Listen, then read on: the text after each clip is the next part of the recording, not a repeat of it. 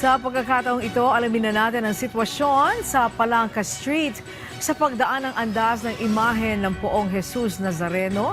Naroon ang ating kasamang si Clazel Pardilla. Clay! Angelique, pasado alas 11:34 ng umaga sa gitna ng init ng panahon at tirik ng araw nang makarating ang andas ng Poong Nazareno dito sa bahagi ng Ayala Bridge sa intersection ng makalye ng Casal, Solano at ng Palangka Street. Dito yan sa lungsod ng Maynila. Nagmula ang andas sa Finance Road, tinahak ang Ayala Bridge. Pumagitna sa interseksyon na paligiran ng andas ng mga ihos.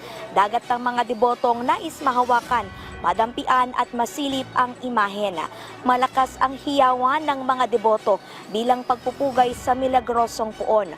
Sunod-sunod ang pagbato ng bingko sa andas na pinaniniwalaang magbibigay ng blessing sa nagmamay-ari ng tuwalya. Hindi alintana ang sikip, baliyahan at kahit maipit pa, makalapit lamang sa puon at maibulong ang kani-kanilang panalangin. Panalangin para sa pamilya, gumaling at maigsan ang hirap sa buhay ng mga deboto na lumahok sa traslasyon. Si Mister po, wala na eh. Cancer, liver. Yun lang. Kaya yun yung pinapanood. Opo, opo. Naiiyak po kayo. Ganun po talaga, lalo pag nakakalapit ka na sa kanya. Yun lang lagi mong dinadasal, lagi. Yung mga anak mo, sana wag naman, may lahi na, cancer, both side. Lalo sa apo, syempre, nasa dugo na namin. Kaya nagdadasal talaga. Opo, taon-taon po yun. Ano po ang panalangin niyo sa itim na Nazareno? Ayun lang po, good health lang po sa lahat ng pamilya namin. Walang magkakasakit. Makaon lahat sa pang-araw-araw. Makaraos sa araw-araw. Yun lang. Medyo malaman yung makaraos sa araw-araw. Opo, kasi sa panahon po ngayon, sobrang mahal ng bilihin. Kulang na kulang po yung kinikita sa pang-araw-araw. Inakyat nila ako. Inabot-abot lang.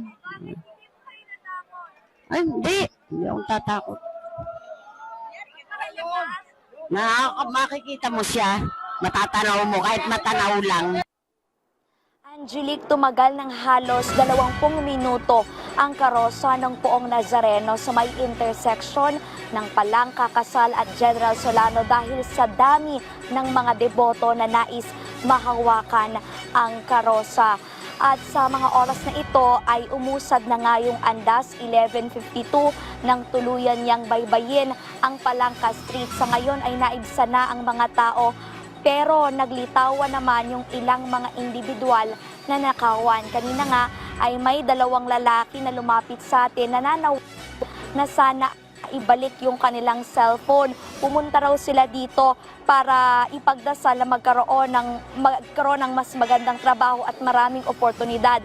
Pero ang panalangin naman nila ngayon, maibalik yung kanilang mga cellphone. Pumunta na sila ngayon sa estasyon ng pulis para matulungan at maibalik yung kanilang cellphone.